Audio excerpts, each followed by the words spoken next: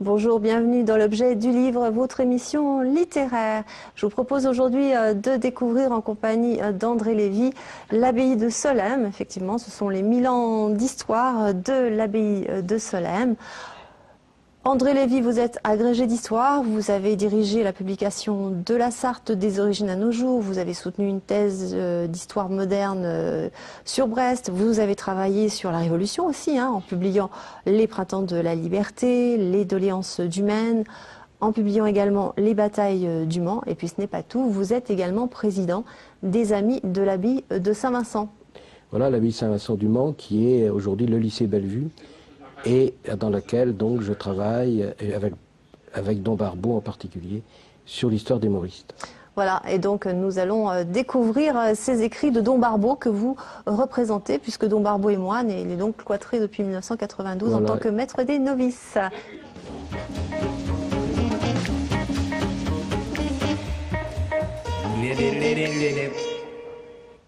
Alors je le disais, vous représentez Don Barbeau.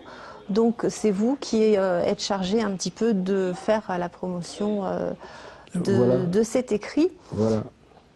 Parce que Don Barbeau, donc, étant moine, sort difficilement de Solesmes, et le livre est publié dans une collection que je dirige, qui s'appelle Bibliotheca Vincentiana, qui fait allusion à l'abbaye Saint-Vincent-du-Mont, qui avait une superbe bibliothèque. Et donc il m'a demandé de le présenter au Mans. C'est plus facile pour moi de venir ici que pour lui. Voilà. Alors exceptionnellement, nous n'aurons pas d'objet du livre aujourd'hui. Alors pourquoi? Eh bien parce que nous nous sommes attachés à respecter la règle de Saint-Benoît et donc nous nous sommes détachés des biens matériels.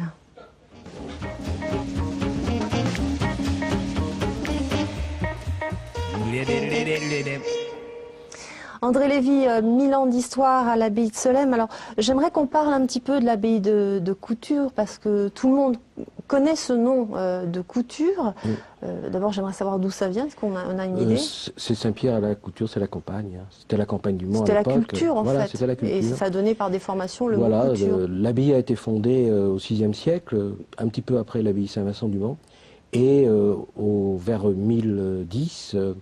un vicomte de Sablé a fondé un prieuré à côté de Sablé, à Solesmes, et pour cela il a fait appel aux moines de la couture du Mans, qui était une des grandes abbayes de la Sarthe, et ces moines de la couture ont été réformés, enfin ont adopté en partie la règle clunisienne, ce qui explique les liens aujourd'hui entre l'abbaye de Solesmes et Cluny également.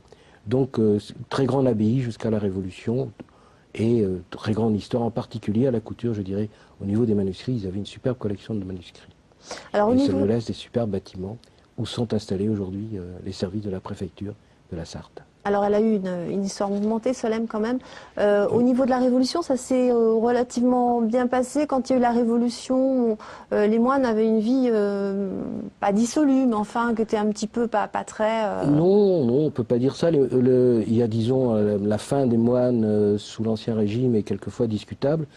Dans les abbayes de la Sarthe, c'était pas vraiment le cas. Et à Solesmes, donc, ils ont, comme partout, ils sont partis en mars 1791. Quelques-uns d'entre eux sont restés dans la région et on le retrouve aussi d'ailleurs à Saint-Calais par exemple. En 1792, les habitants de Solesmes ont réclamé le retour des moines parce que les moines à l'époque faisaient beaucoup d'aumônes et donc ils ont perdu les aumônes avec la fin de l'abbaye. Cela dit, il est évident que quand Don Guéranger refonde l'abbaye de Solesmes, il dit lui-même que la population dans cette région-là n'a pas spécialement soutenu son action. On avait un peu oublié tout ce qu'avaient fait les moines auparavant. Alors donc, elle a passé aussi avant la Révolution, elle a été incendiée durant la guerre de 100 ans. Là, voilà. Elle a vraiment souffert. Voilà, oui, la guerre de 100 ans, comme partout, c'est une période tragique. Et les moines ont eu des grosses difficultés. Quand on parle de période un peu dissolue, c'est plutôt au début du XVIIe siècle, avant l'arrivée des Mauristes. Mais là, il y a au contraire une très grande période que l'on connaît bien ici, puisque c'est la période de ce que Don Barbeau appelle dans son livre les grands prieurs, qui vont en particulier nous laisser ce qu'on appelle les saints de Solesmes, c'est-à-dire les superbes sculpture de l'abbatiale d'aujourd'hui. Voilà, et puis elle doit cette renaissance en fait à Don Guéranger, Don dont vous parliez, qui, Guéranger, qui a vécu, Prosper Guéranger est un enfant de Sablé. c'est un enfant de Sablé, il a été prêtre et c'est le restaurateur de la vie bénédictine en France.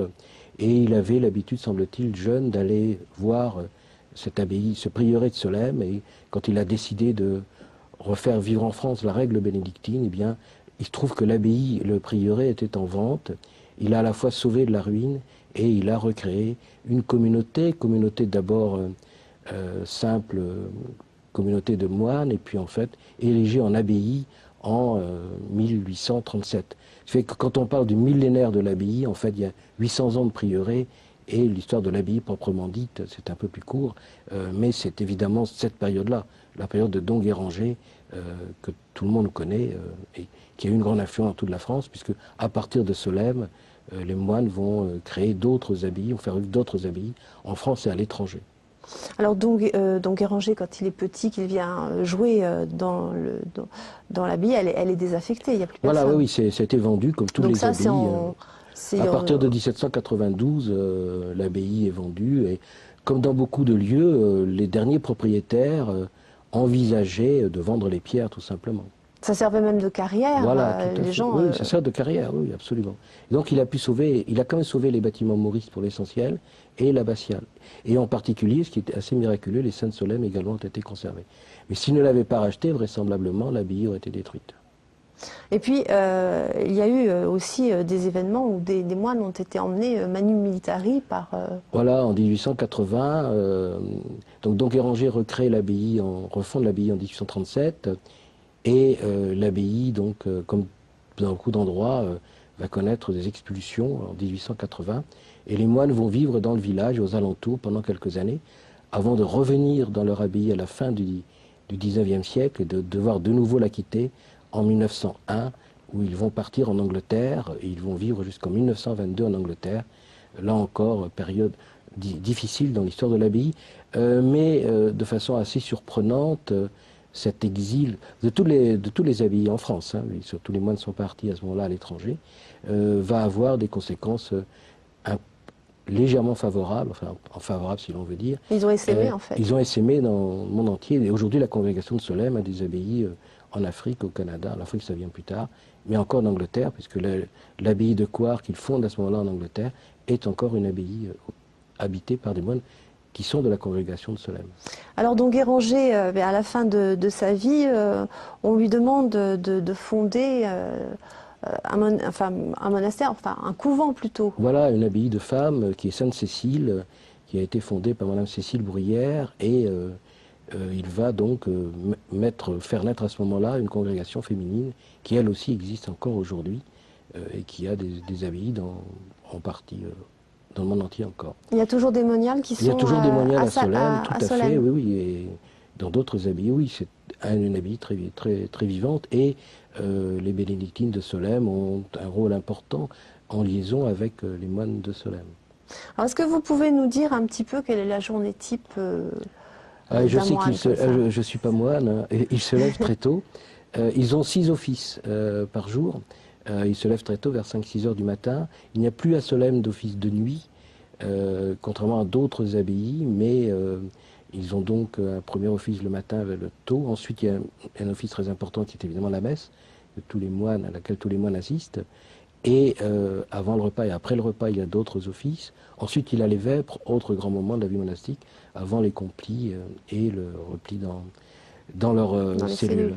Et après le repas et l'office, il y a une période qui est une période importante, une période de récréation, pendant laquelle les moines peuvent se retrouver à l'intérieur de l'abbaye ou dans les jardins de l'abbaye de Solesmes, qui sont de très beaux jardins. Alors, on connaît aussi beaucoup l'abbaye de Solesmes pour ces chants, ces fameux chants grégoriens. Alors, les moines, là, ils sont tous... comment ça se passe? Ils sont tous chanteurs? Non. Tous participent aux offices, bien entendu, mais les CD sont enregistrés par un certain nombre de moines, mais pas par tous. On peut être à Solesmes sans être un grand chanteur. Mais il est évident que l'abbaye a été connue pendant très longtemps pour être l'abbaye qui a rénové le chant grégorien non seulement en France, mais également en Europe. Et cette œuvre de restauration, l'atelier de paléographie continue à fonctionner, et l'abbaye de Solesmes joue encore un rôle aujourd'hui dans ce cadre-là. Voilà, ça participe quand même grandement au rayonnement de Solesmes à Solesmes, travers le monde. Absolument, Solesmes est lié, on connaît beaucoup Solesmes par le chant grégorien. Alors voilà, pour tout savoir sur les 1000 ans d'histoire à l'abbaye de Solesmes, eh bien vous vous référez à cet ouvrage très documenté de don Thierry Barbeau, moine de Solesmes, qui nous était présenté par André Lévy. André Lévy, je vous remercie beaucoup. Merci beaucoup. Et puis quant à nous, on se retrouve bien sûr pour une prochaine émission dans votre objet du livre.